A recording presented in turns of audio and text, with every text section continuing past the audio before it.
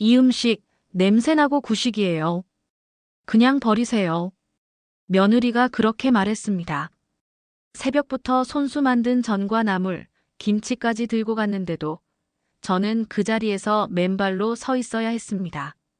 신발도 가방도 아무것도 없이요. 서울 마포구 아파트 복도, 바람막이 하나 걸친 채로 얼어붙은 저를 보며 마음은 무너졌죠. 그런데 그때 누군가 카메라를 들이대고 찰칵. 사진 한 장이 찍혔지만 복도에는 아무도 없었습니다. 저는 몰랐습니다. 그 사진이 몇 시간 만에 퍼져 전국 사람들이 볼 줄은, 그날 밤이 제 인생을 완전히 바꿀 줄은요.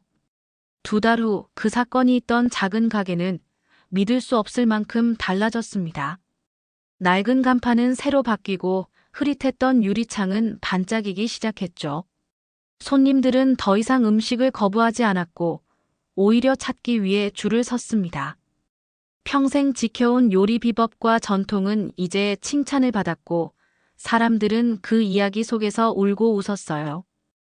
오래된 땅 문서와 돌아가신 남편의 글씨가 가져온 뜻밖의 행운, 그리고 새롭게 생긴 동료와 가족 같은 사람들과의 삶까지 하나씩 기적이 되어 제 앞에 나타났습니다. 하지만 진짜 변화는 돈이나 성공이 아니었습니다. 그것은 제 자신을 찾는 과정이었어요. 수치심과 모욕 속에서 진짜 자유와 존엄을 되찾는 것이었죠. 이제 저는 묻고 싶습니다. 맨발의 그날 밤, 그 충격적인 사건을 딛고 어떻게 다시 일어설 수 있었을까요? 잃어버린 가족과 화해할 수 있었을까요? 오늘 영상에서는 그 충격의 밤부터 전국을 울린 이야기, 그리고 마침내 자신을 되찾은 한 여성의 기적 같은 삶을 보여드립니다.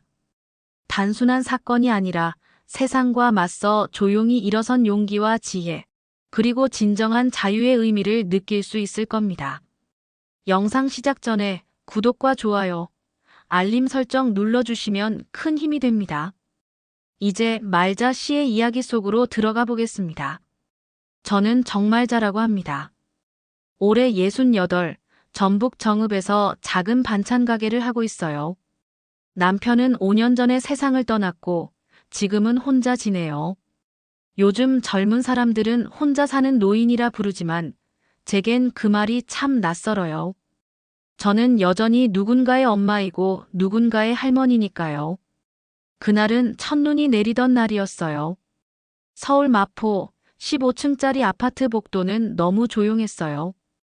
엘리베이터가 딩하고 멈추는 소리, 형광등이 웽웽거리는 소리, 그리고 그 모든 소리를 가르며 들려온 한 목소리. 어머니, 제발요. 그냥 돌아가세요. 문틈 사이로 들려오는 그 말은 제가 6시간 동안 버스를 타고 오면서 상상했던 따뜻한 목소리가 아니었어요. 차갑고 짧았어요. 마치 귀찮은 손님을 돌려보내듯 정중한 말투 속에 분명한 거절이 묻어 있었죠. 그 목소리의 주인은 제 며느리 윤서영이었습니다. 마포에서 프리랜서 마케팅 일을 하는 세련된 아이예요.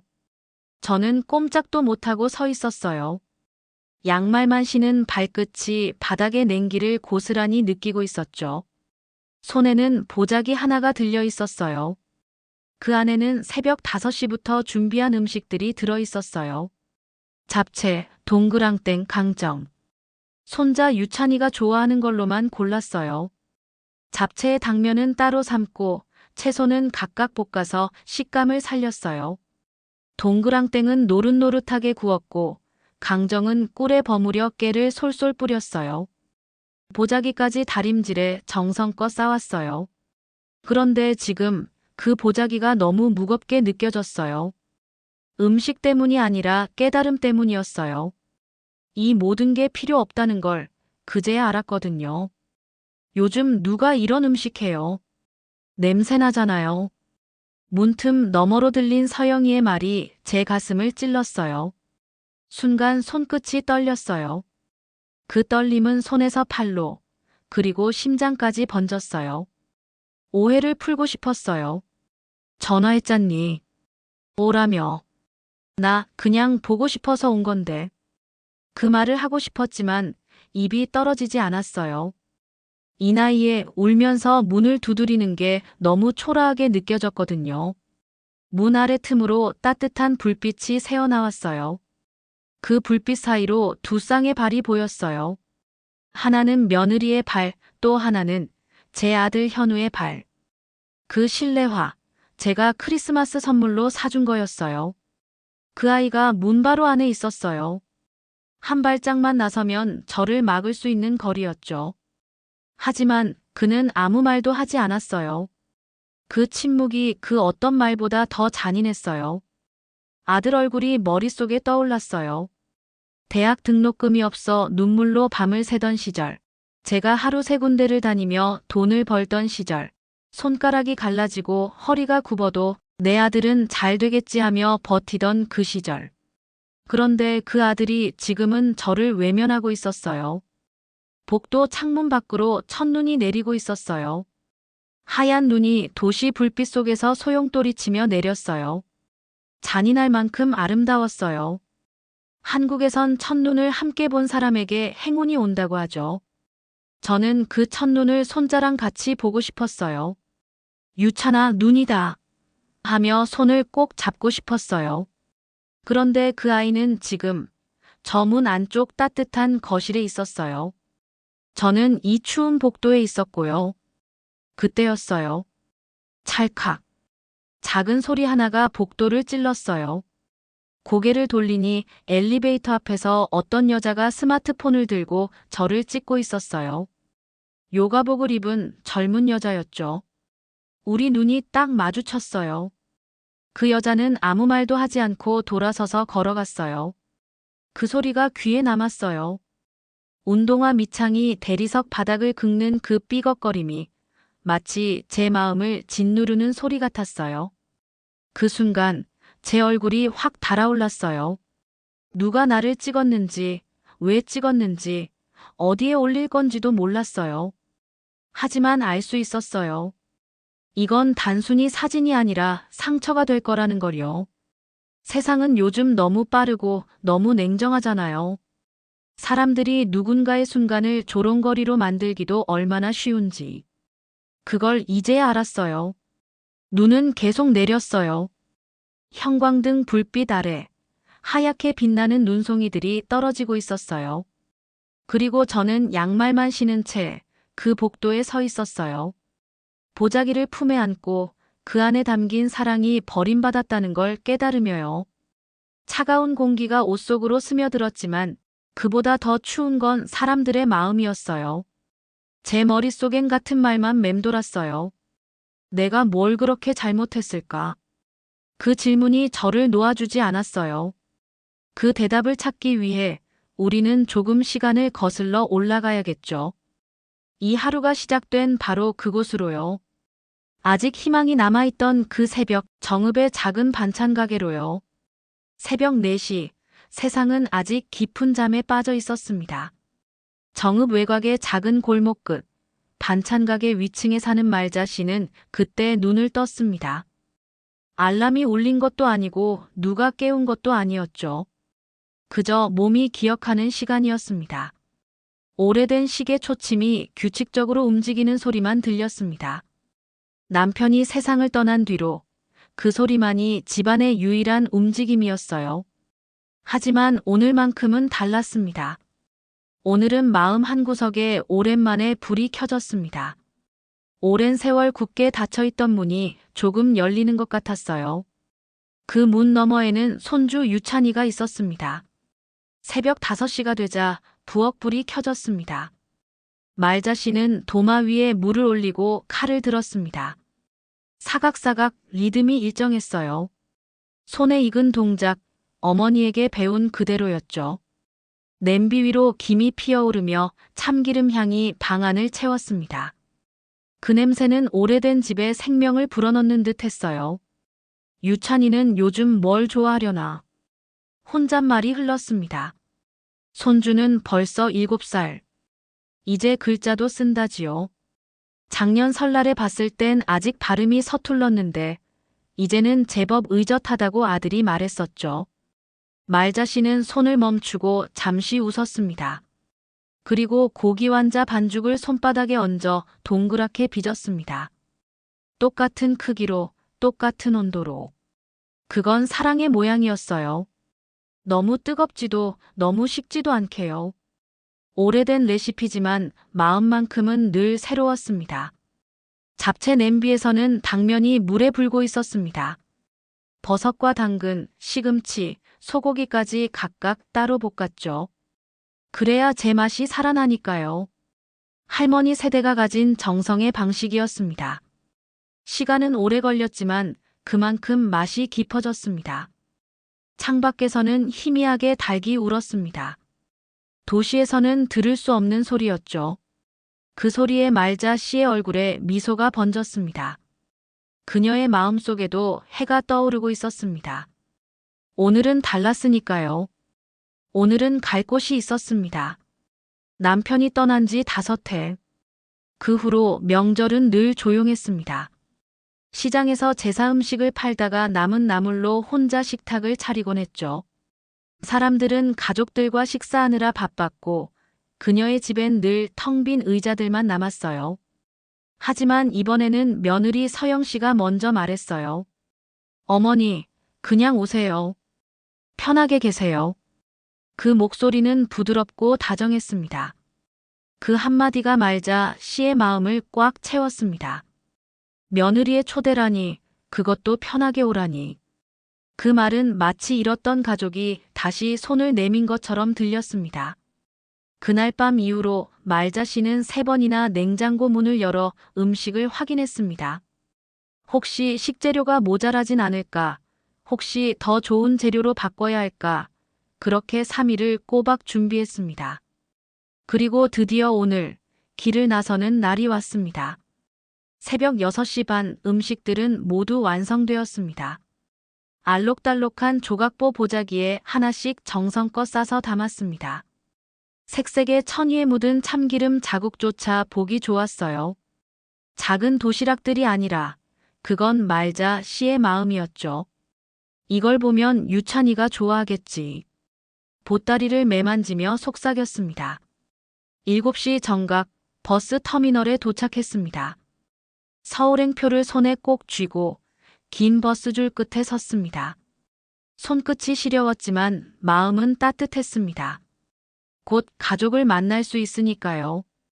6시간, 그 여정이 그녀에게는 한 세대의 거리처럼 느껴졌습니다.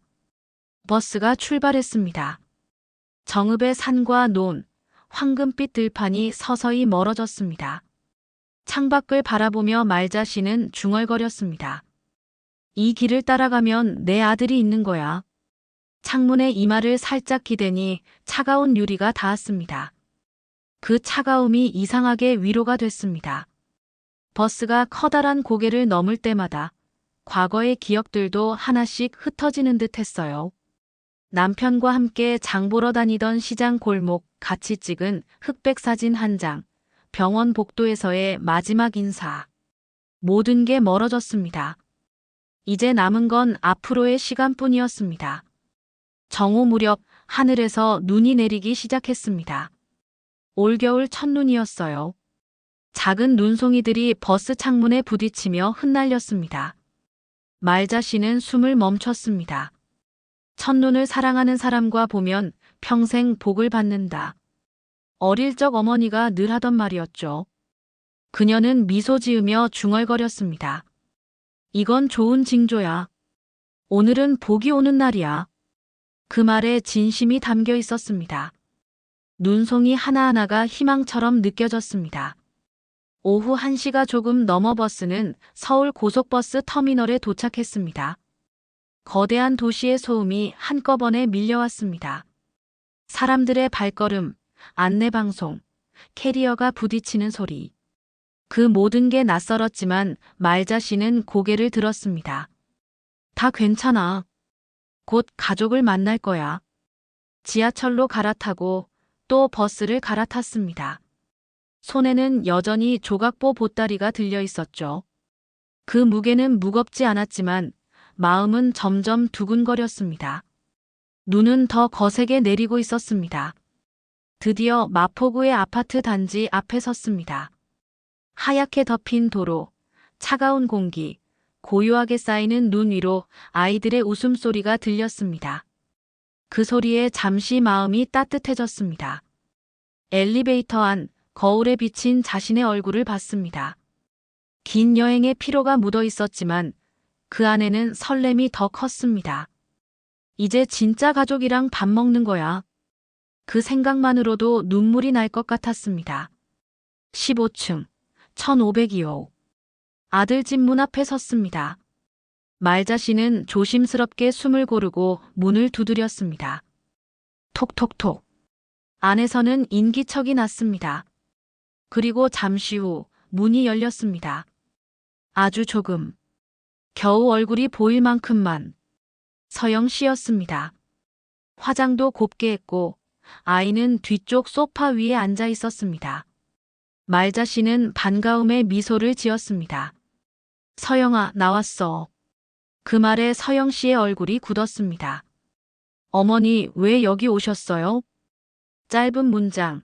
그러나 그 안에는 수많은 의미가 담겨 있었습니다. 그 말은 마치 겨울바람처럼 날카롭게 파고들었습니다. 말자 씨는 잠시 말을 잃었습니다. 아니, 오라고 해서 편하게 오라 하셨잖니. 그제야 깨달았습니다. 그 물론이죠와 편하게 계세요는 진심이 아니라 예의였다는 걸요. 이제 세상은 그런 말을 그대로 믿으면 안 되는 시대가 되어 있었던 겁니다. 문은 여전히 반쯤만 열린 채였습니다. 서영 씨의 몸이 입구를 막고 있었죠. 그 사이로 따뜻한 아파트 공기가 흘러나왔지만 말자 씨는 그 온기를 느낄 수 없었습니다. 3일 동안 준비한 음식, 그 보따리를 꼭 끌어안은 채 말자 씨는 서 있었습니다. 복도 끝 창문 밖으로 첫눈이 내리고 있었어요. 하얀 눈송이들이 천천히, 그러나 끊임없이 내렸습니다. 하지만 그날 말자 씨는 가족과 함께 그 눈을 볼 수 없었습니다. 그날의 눈은 그녀 혼자만을 위해 내리고 있었죠. 문은 이내 닫혔습니다. 그리고 복도는 조용해졌습니다. 따뜻한 불빛은 문 안쪽으로 사라지고 차가운 공기만이 남았습니다. 말자 씨는 그대로 서 있었습니다. 이제 무엇을 해야 할지 몰랐어요. 그저 들고 있던 보따리를 더 꼭 끌어안았습니다. 그 안에 있는 건 단순한 음식이 아니라 마지막 희망이었으니까요.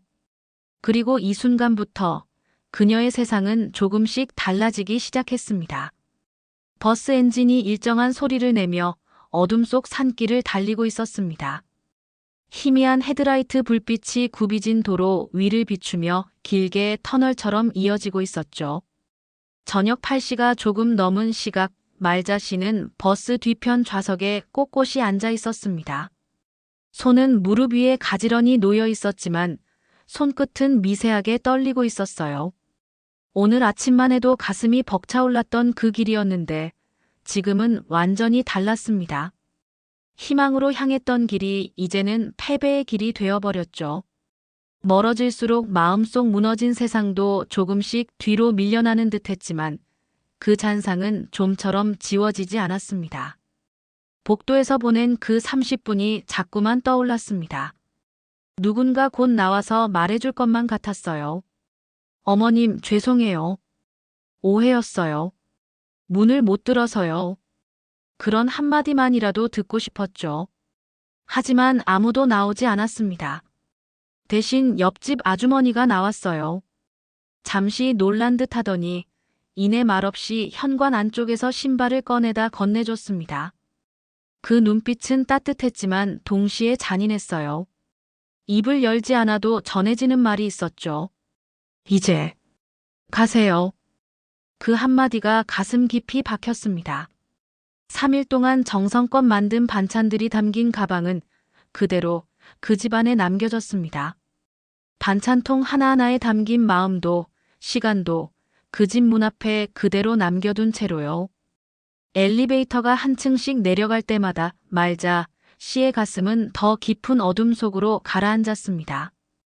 그 순간 아들이 사는 세상은 자신이 닿을 수 없는 세계처럼 느껴졌습니다. 따뜻한 집, 웃는 손주들, 단 한 번도 만나보지 못한 아이들. 그 모든 것이 멀어져 갔어요. 밖으로 나오니 다시 눈이 내리고 있었습니다. 하얀 눈송이들이 차가운 뺨에 내려앉았다가 이내 녹아내렸죠. 그게 눈물이었는지 눈송이였는지 이제는 구별할 수조차 없었습니다. 버스 터미널까지 걸어가는 길은 안개 속을 걷는 듯 했습니다. 어디로 가는지도 모른 채 그저 발이 이끄는 대로 걸었어요.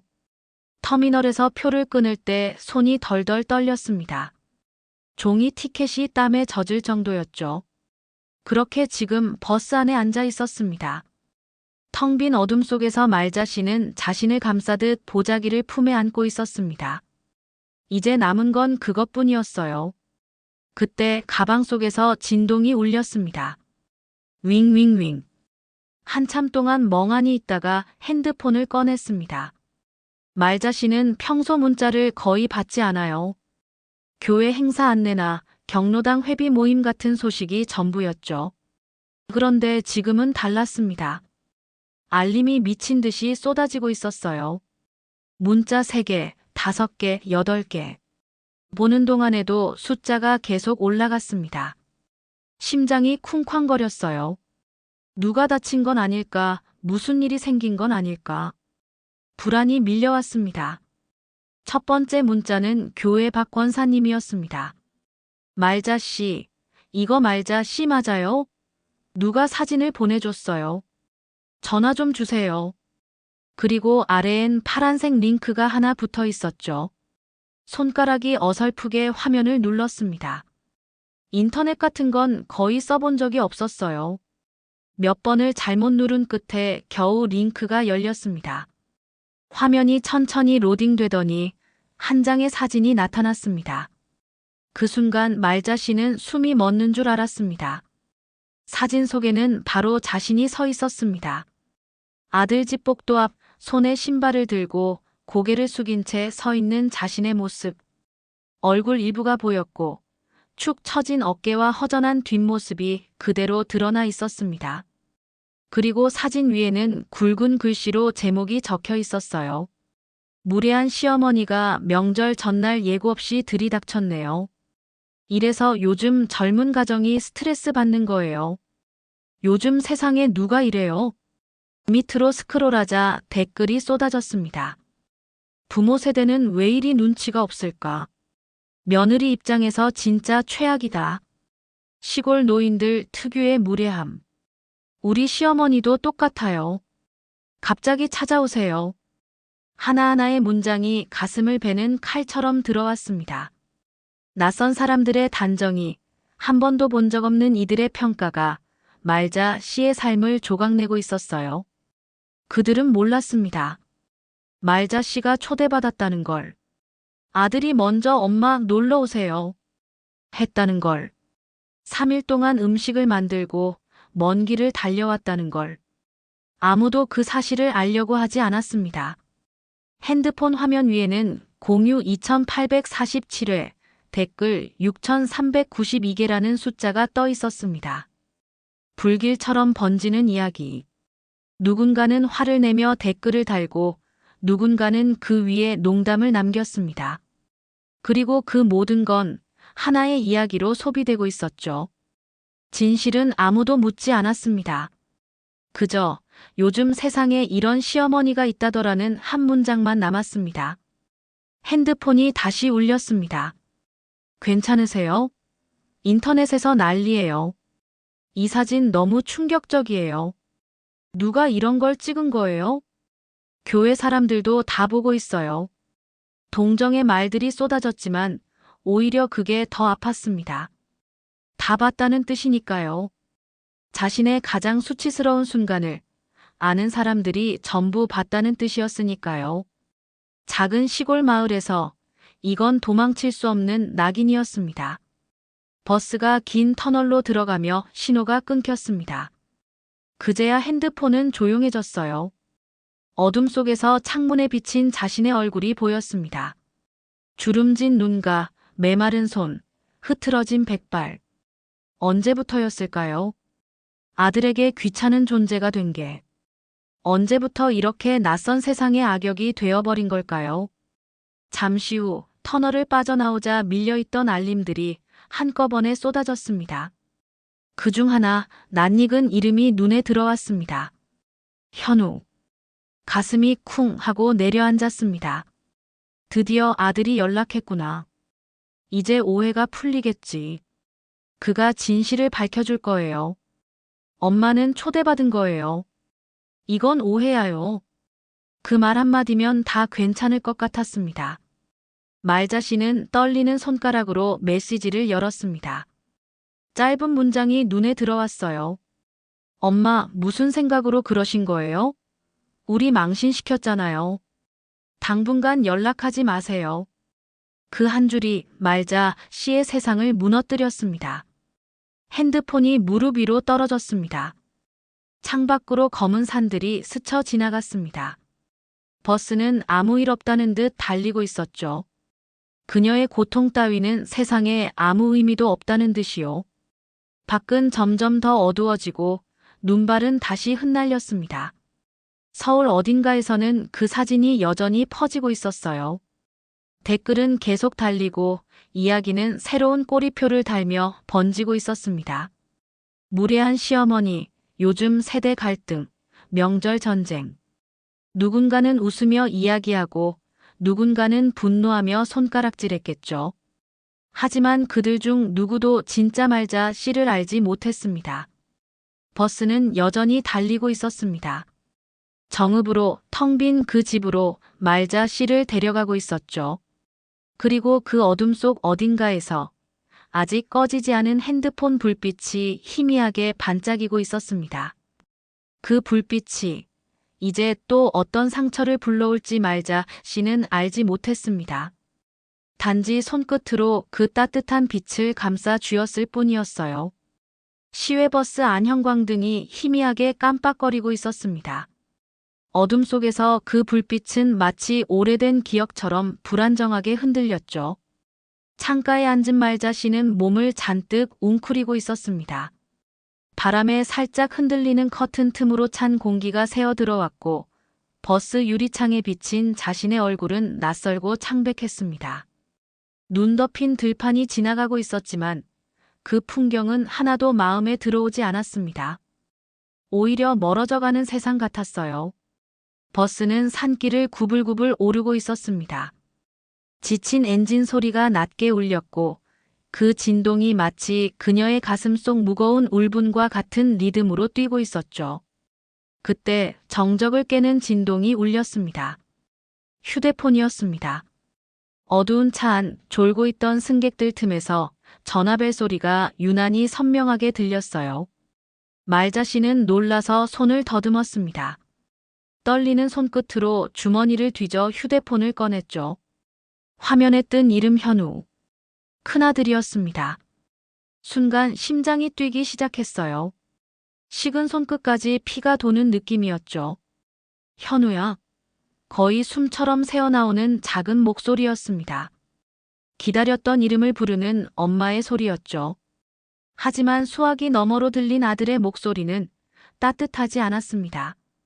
낮고 단호했어요. 업무적인 말투였죠. 마치 회사에서 문제 생겼을 때 처리하듯이 감정이 빠진 목소리였습니다. 엄마, 지금 어디예요? 첫 마디부터 위로가 아니었습니다. 걱정보다 확인, 따뜻함보다 조급함이 앞서 있었습니다. 정읍으로 가는 중이야. 조금만 있으면 집에 도착해 말자 씨는 조심스레 대답했지만 대화의 온도는 차가워질 뿐이었습니다. 아들은 이미 모든 걸 알고 있었습니다.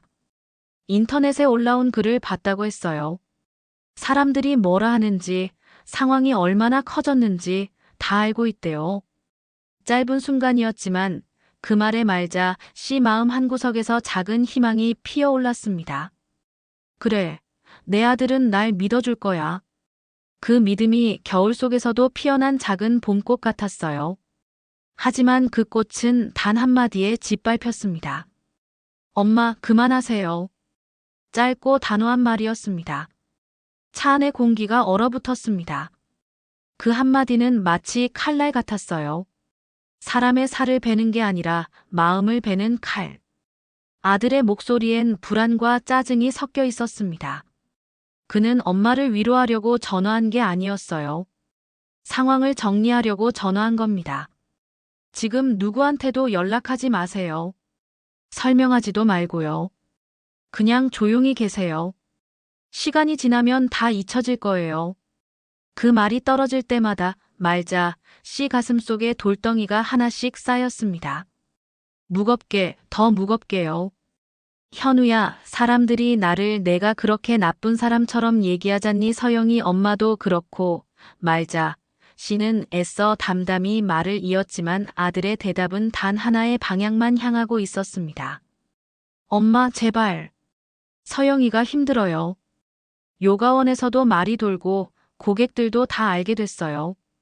엄마가 그렇게 오해받는 글 올려서 그게 지금 얼마나 큰 문제인지 아세요? 순간 말자 씨는 숨이 막혔습니다. 세상에서 가장 듣기 싫은 말이었어요. 자기 얘기보다 며느리의 체면을 걱정하는 아들. 평생을 바쳐 키운 자식의 입에서 나온 그 말이 믿기지 않았습니다. 그럼 나는 뭐가 되니? 터져나온 그 한마디엔 억눌렸던 세월의 모든 서러움이 섞여 있었습니다.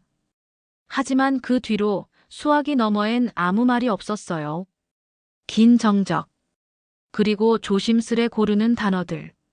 엄마, 지금 그런 얘기해도 뭐가 달라져요? 지금은 시대가 달라요. 서울은 이미지가 중요하다고요. 서영이 일에 영향이 크단 말이에요. 말자 씨의 손이 떨렸습니다. 유리창 너머로는 여전히 눈이 내리고 있었어요. 창문에 닿은 눈송이들이 녹아내리며 작은 물줄기를 만들고 있었습니다. 그 물길이 꼭 자기 눈물처럼 보였어요. 버스가 흔들릴 때마다 그 눈물도 함께 흔들리고 있었습니다. 현우야, 내가 얼마나 고생했는지 너도 알잖아. 너 대학 보낼 때 나 반찬 가게 하고 밤에 재봉이라고 새벽에는 청소까지 했잖아. 아빠 병원비도 내가 다 냈잖아. 그때 내가 어떻게 버텼는지 너 기억 안 나? 그녀의 목소리는 부서진 유리 조각처럼 갈라져 있었습니다. 하지만 아들은 짧게 피곤한 목소리로 대답했습니다. 알아요. 감사했어요. 근데 그건 예전 얘기잖아요. 지금은 다르잖아요. 엄마도 좀 현실을 보셔야죠. 현실. 그 한 단어가 말자 씨를 더 깊은 절망으로 밀어넣었습니다. 좋은 엄마로 살려고 한 게 이제는 현실감 없는 일이 된 건가? 그런 생각이 스쳤습니다. 그리고 그 순간 말자 씨는 아들이 우리 가족이라는 단어를 쓰지 않는다는 걸 깨달았습니다. 대신 이렇게 말했죠. 서영이랑 우리 가족은 지금 이 일로 너무 힘들어요. 엄마도 좀 이해해 주세요. 우리 가족. 그 말에 말자 씨는 숨이 멎을 뻔했습니다. 자신은 이제 그 우리에 포함되지 않는다는 뜻이었어요. 평생 돌보고 지켜온 그 가족에서 이제는 제외된 사람이 되어버린 겁니다. 버스가 커브를 돌 때 그녀의 몸이 흔들렸습니다. 무릎 위에 있던 손가방이 바닥에 떨어졌어요. 그 안에서 작은 유리병이 굴러나왔습니다. 남편의 유고를 조금 담아둔 병이었어요. 그걸 품고 다니며 늘 마음속으로 대화하곤 했죠. 당신 들었지? 우리 아들, 이제 나 필요 없대. 그녀의 입에서 새어나온 그 말은 너무 작아서 버스의 엔진 소리에 묻혀버렸습니다. 하지만 그건 세상을 향한 절규와 다름없었죠. 한참 동안 말이 없던 현우가 마지막으로 말했습니다. 엄마, 제발 좀 조용히 계세요. 지금은 다들 예민하니까. 조금만 있으면 다 지나가요. 그리고는 전화를 끊었습니다. 말자 씨는 여전히 휴대폰을 귀에 대고 있었습니다. 아무 소리도 들리지 않았지만 그 공허한 정적 속에서 뭔가 빠르게 식어가고 있었습니다. 마음속 온기, 가족이라는 단어, 인간다운 체온 같은 것들이요. 눈물이 한 줄기 흘렀습니다. 뺨을 타고 흘러 코끝에 매달리다 코트 위로 떨어졌습니다. 그 한 방울이 닿는 소리가 들릴 만큼 조용했어요. 버스는 여전히 달리고 있었고 차창 밖의 세상은 온통 흰색으로 덮여 있었습니다. 눈 덮인 들판 위로 전봇대들이 길게 늘어서 있었습니다. 그리고 그 길 끝에 말자 씨가 살던 정읍의 작은 마을이 있었죠. 버스가 그쪽으로 향하고 있었습니다. 가게 문 앞엔 아직도 정말자 반찬이라는 간판이 걸려 있을 겁니다. 오래된 손글씨로 쓰여진 하지만 정이 느껴지는 그 간판. 그곳으로 돌아가야 했어요. 하지만 그곳조차 이제 집으로 느껴지지 않았습니다. 그녀는 남편이 떠난 지 5년 만에 처음으로 세상에 완전히 혼자가 되었다는 걸 실감하고 있었습니다. 손에 남은 건 아무것도 없었어요. 가족도, 돈도, 위로 한마디도요. 버스 안엔 잠든 사람들만 있었고 말자 씨의 세상은 고요하고 차가웠습니다. 그러나 그녀는 몰랐습니다. 그 침묵 너머에서 아주 오래전부터 그녀를 지켜보고 있던 누군가가 있었다는 걸요. 그 누군가는 이제 드디어 입을 열 준비를 하고 있었습니다. 그리고 그 말 한마디가 세상에 버려졌다고 믿은 한 여인의 운명을 바꾸게 될 거였습니다. 영상이 퍼진 후 처음 사흘 동안 말자 씨는 천천히 물속으로 가라앉는 기분이었습니다. 가게 위 작은 방 안은 그 어느 때보다 답답하게 느껴졌어요. 시간이 흐를수록 벽은 점점 좁아지는 듯했고 천장은 점점 낮아지는 것 같았습니다. 공기마저 무겁게 느껴졌고 창밖에서는 삶이 계속되고 있었지만 그 안에서는 시간이 멈춘 듯 했습니다. 사람들은 출근을 하고 아이들은 학교로 향하며 노점상들은 손님을 부르고 있었지만 말자 씨가 있는 방 안에서는 세상과의 연결이 완전히 끊어진 느낌이었죠. 부엌 식탁 위에는 휴대폰이 놓여 있었습니다. 화면은 꺼져 있었고 알림도 모두 끄고 있었어요. 끝없이 쏟아지는 악플들을, 모르는 사람들의 매서운 비난을 더 이상 볼 수가 없었습니다. 아래층 가게 문은 닫혀 있었고 바닥을 통해 가끔씩 들려오는 노크 소리가 그녀를 더 긴장하게 만들었습니다. 단골 손님들이 휴업이라는 팻말을 보고 이상하게 생각하며 두드리는 소리였죠. 어제는 길 건너 박 여사가 괜찮냐고 불러보기도 했습니다. 말자 씨는 숨을 죽이고 발소리가 멀어질 때까지 기다렸습니다. 사람들을 마주할 용기가 없었어요. 그들의 눈빛 속 물음표를, 동정을, 더 나쁜 것은 의심의 눈초리를 견딜 자신이 없었습니다. 혹시 그들도 영상을 봤을까? 인터넷에 떠도는 이야기들을 믿고 있을까? 그런 생각이 끊임없이 머리를 스쳤습니다. 사흘 동안 말자 씨는 유령처럼 방 안을 떠돌았습니다. 거의 먹지도 못했고 잠도 제대로 오지 않았습니다. 잠깐 눈을 붙이면 악몽이 찾아왔어요. 수천 개의 눈이 자신을 지켜보고 판단하며 가치 없다고 결론짓는 꿈이었습니다. 가끔 지나가다 거울에 비친 자신의 모습을 보면 화장실 거울에서든 밤의 어두운 창문에서든 재빨리 고개를 돌렸습니다. 거울 속 여자는 낯선 사람이었고 늙고 초라하며 악플이 말한 그대로였습니다. 나흘째 아침이 밝았을 때 창문을 두드리는 빗소리와 함께 회색빛 햇살이 커튼 사이로 스며들고 있었습니다. 말자 씨의 마음을 덮고 있던 안개와 같은 색이었죠. 부엌 식탁에 앉아 허공을 바라보고 있던 그녀의 귀에 갑자기 휴대폰 벨소리가 울렸습니다. 문자 알림이 아닌 전화였어요. 몇 년 전 설정해둔 전화벨 소리가 고요함을 가르고 있었습니다. 마치 구명줄처럼 느껴졌습니다. 화면에 떠오른 이름을 보고 심장이 철렁 내려앉았어요. 태훈이었습니다. 둘째 아들이었죠.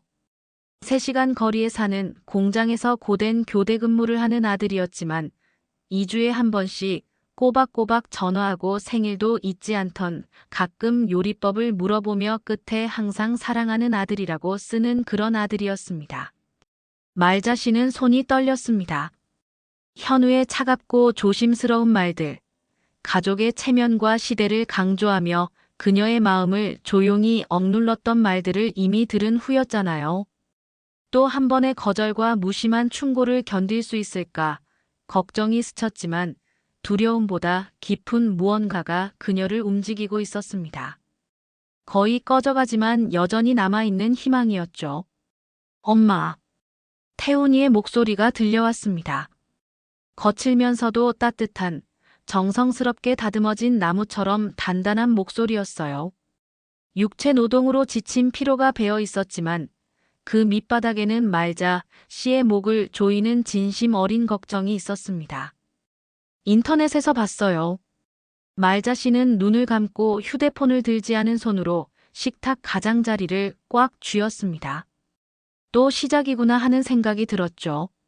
아들이 왜 자신이 틀렸는지, 왜 변해야 하는지, 왜 자신의 사랑 방식이 시대에 뒤떨어졌는지 설명하려고 하는 거라고요. 하지만 태훈이가 입을 열었을 때 말자 씨는 사흘 내내 갈망했던 한마디를 들었습니다. 다 거짓말이에요, 엄마. 한마디 한마디 다요. 방이 기울어지는 것 같았고 눈물이 이미 고이고 있었습니다. 태훈이는 계속 말했습니다. 점점 더 강하고 확신에 찬 목소리로 자신이 진짜로 엄마를 안다고, 엄마의 진심과 희생을 안다고. 그 말에 말자 씨는 자신이 얼마나 투명인간처럼 느껴졌는지 깨달았어요. 태훈이는 말했습니다. 엄마는 절대 연락도 없이 불쑥 찾아갈 사람이 아니라고, 늘 남을 먼저 생각하는 사람이라고, 악플 속 그 이미지와는 전혀 다르다고. 형한테 전화했어요. 이번엔 목소리에 분노가 섞여 있었습니다. 몇 년 만에 말자 씨가 진짜로 보인다고 느끼게 만드는 분노였죠. 태훈이는 경계라는 말까지 언급하며 현우가 그 말을 했을 때처럼 공허하게 들리게 만들었습니다. 엄마가 바친 희생, 흘린 피, 손이 터지고 피가 날 때까지 일한 고된 날들을 모두 상기시키며 지금은 현우가 가족을 지키는 것이 아니라 자기 체면을 지키는 것뿐이라고 말했죠. 기억들이 물밀듯 밀려왔습니다. 19살 태훈이가 바로 이 식탁에 앉아 조용히 결단을 내리던 모습이요. 대학을 그만두겠다고 했던, 돈이 필요해서 일을 시작했던 순간이요. 형이 공부를 마칠 수 있도록 자신이 희생했던 날들. 말자 씨는 그때 울고 또 울며 말렸지만 태훈이는 꿈쩍하지 않았습니다.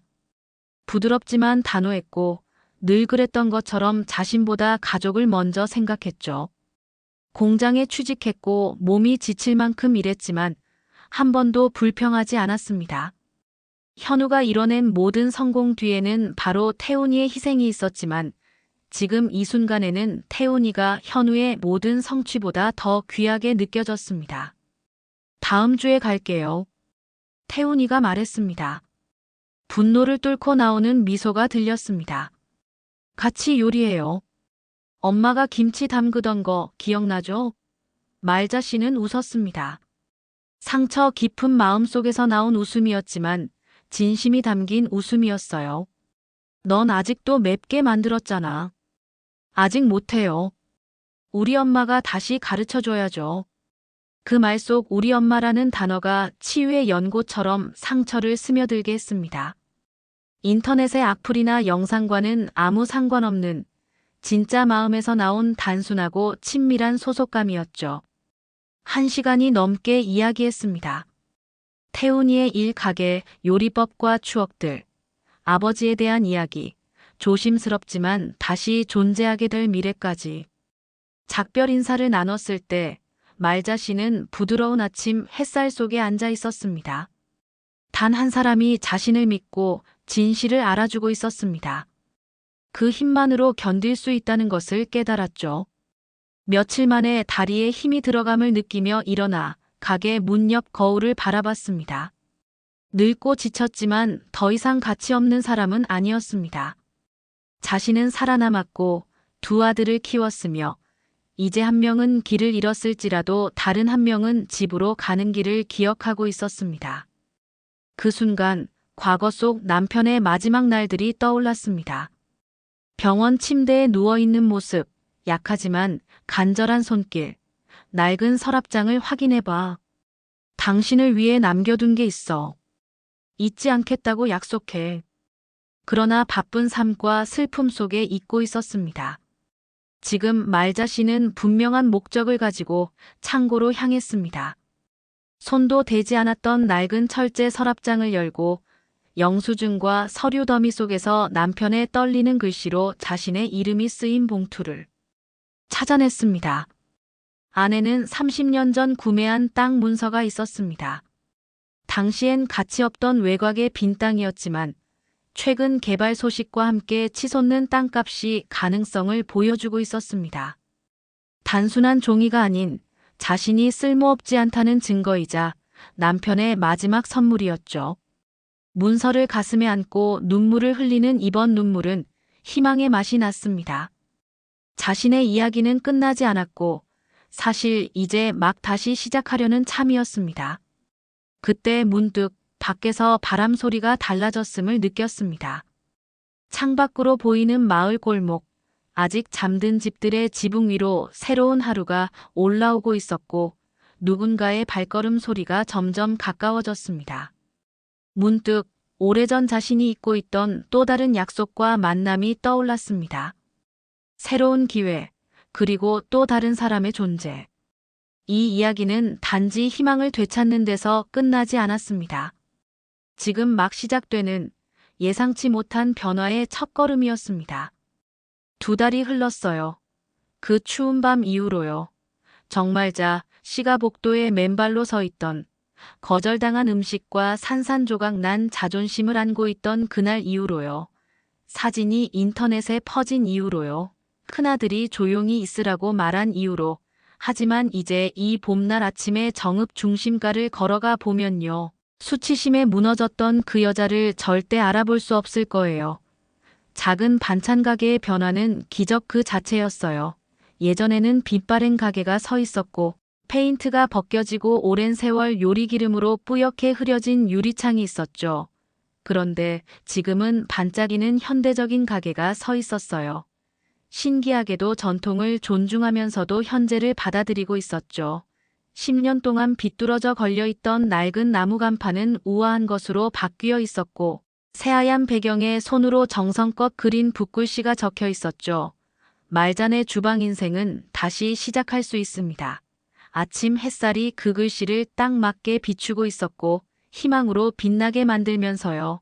가게 안은 거의 신성하다고 느껴질 만큼 생기가 넘치고 있었어요. 낡은 장판은 따뜻한 나무 바닥으로 바뀌어 있었고 밟으면 기분 좋게 삐걱거리는 소리가 났죠.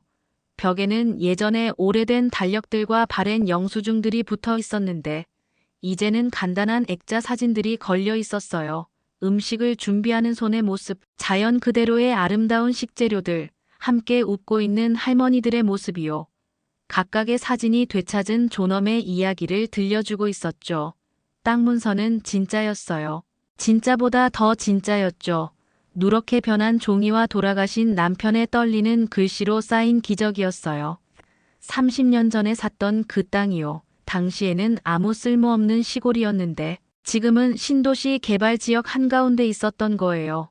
가치가 엄청나게 올라 있었고 말자 씨가 평범한 삶을 살면서 상상할 수 있었던 것보다 훨씬 더였죠. 태훈이가 변호사를 찾는 걸 도와줬어요. 친절한 여자 변호사였는데 말자 씨의 이야기를 듣고는 정식 비용을 받지 않았고 그렇게 해서 땅의 일부를 팔았어요. 전부는 아니었어요. 충분히 남겨뒀죠. 앞으로의 안정을 위해서요. 다시는 누구의 마지못한 자선에 기대지 않아도 되도록 하지만 진짜 그녀를 변화시킨 건 돈 자체가 아니었어요. 그 돈이 의미하는 것이었죠. 자신에게 가치가 있다는 증명이었어요. 엄마로서, 아내로서, 다른 사람들을 위해 봉사하는 사람으로서의 역할을 넘어선 가치요. 땅 문서는 돌아가신 남편이 남긴 마지막 사랑의 편지였어요. 죽음 너머에서 보낸 메시지였죠. 당신은 가치 있는 사람이요. 늘 그래왔소. 그 경제적 안정과 함께 더 소중한 것이 찾아왔어요. 자기 방식대로 삶을 꾸릴 수 있는 자유요. 가게를 조심스럽게 다시 꾸몄고 작은 주방을 넓혔으며 제대로 된 환기 시스템을 설치해서 요리 냄새가 손님들이 앉는 곳을 덮치지 않게 했죠. 손님들이 편하게 앉아 천천히 식사할 수 있는 자리도 만들었어요. 하지만 더 중요한 건 2명의 아르바이트 직원을 고용한 거였어요. 김 여사님 63세였고 자식들이 미국으로 가서 전화도 거의 안 했죠. 그리고 최 여사님 67세였고 며느리한테 자기 요리가 너무 구식이라서 가족 모임에 안 어울린다는 말을 들었던 분이에요. 이 세 여자가 함께 뭔가를 만들어냈어요. 단순한 장사를 넘어서는 거였죠. 평생을 걸쳐 완벽하게 만든 솜씨로 전통 한식을 준비하고 있었지만 그들의 지식을 무시하는 게 아니라 축하하는 분위기에서요. 잡채는 여전히 긴 방법으로 만들고 각각의 채소를 따로따로 준비하면서요. 동그랑땡도 여전히 손으로 빚고 있었고 대대로 내려온 레시피로 간을 하면서요. 강정도 여전히 몇 시간이 걸려서 제대로 만들고 있었죠. 하지만 이제는 냄새난다거나 구식이라고 거절당하는 대신에 이 음식들이 칭찬받고 있었어요. 손님들은 음식 때문만이 아니라 그게 의미하는 것 때문에 찾아왔고 뿌리와의 연결이요, 진짜라는 것이요. 서두르거나 현대식 지름길로 흉내낼 수 없는 요리 방식이요. 소문이 정읍을 통해 퍼져나갔고 더 멀리까지요. 공개적으로 망신당했다가 그 수치심에서 일어선 할머니의 이야기가 지역의 전설처럼 되어가고 있었어요. 지역 신문들이 이야기를 실었고 처음 인터넷에 올라온 것처럼 참견하는 시어머니의 이야기로가 아니라 회복력과 재탄생의 이야기로요. 지역 방송국에서 연락이 왔어요. 말자 씨가 인터뷰에 동의해 줄 수 있냐고요. 촬영하는 날 가게는 단골 손님들로 가득 차 있었고 그들은 이제 손님 이상이 되어 있었어요. 변화의 증인이 되어 있었죠. 되찾은 존엄의 조용한 혁명에 참여하는 사람들이요. 말자 씨는 카메라 앞에 앉아 소박한 한복을 입고 있었고 비싸지는 않았지만 깨끗하고 다림질이 잘 되어 있었죠. 연한 하늘색 천이 그녀의 거칠어진 얼굴에서 강인함을 끌어내고 있었어요. 뒤에서는 가게가 생기로 붐비고 있었고 김 여사님이 능숙하게 음식을 접시에 담고 있었고 최 여사님이 진심 어린 따뜻함으로 손님들을 맞이하고 있었으며 테이블마다 사람들이 앉아 솜씨와 사랑으로 만든 음식을 즐기고 있었어요. 젊은 기자가 겨우 30살쯤 되어 보이는 여자였는데 마이크를 들고 앞으로 몸을 기울이며 인터넷에서 화제가 된 경험이 어떻게 그녀를 변화시켰냐고 물었어요. 말자 씨는 대답하기 전에 잠시 멈췄고 무릎 위에 손을 차분히 모으며 말을 시작했을 때 목소리에는 힘들게 얻은 지혜의 무게가 실려 있었어요. 그 경험이 고통스러운 진실을 가르쳐 줬다고 설명했죠. 우리가 가장 지켜줄 거라고 기대하는 사람들이 때로는 침묵을 선택한다는 것을요. 하지만 해방감을 주는 것도 가르쳐 줬다고요. 자신의 가치가 그들의 인정에 달려있지 않다는 것을요. 모든 사람의 지지가 필요한 게 아니라는 거요. 자기 자신의 것만 있으면 된다는 거요. 기자의 두 번째 질문은 같은 나이대의 다른 여성들에 관한 것이었어요. 젊음에 집착하는 문화에서 잊혀졌다고 느끼는 분들에 관한 것이었고 말자 씨의 대답은 깊이 변화된 자기 이해에서 나왔어요.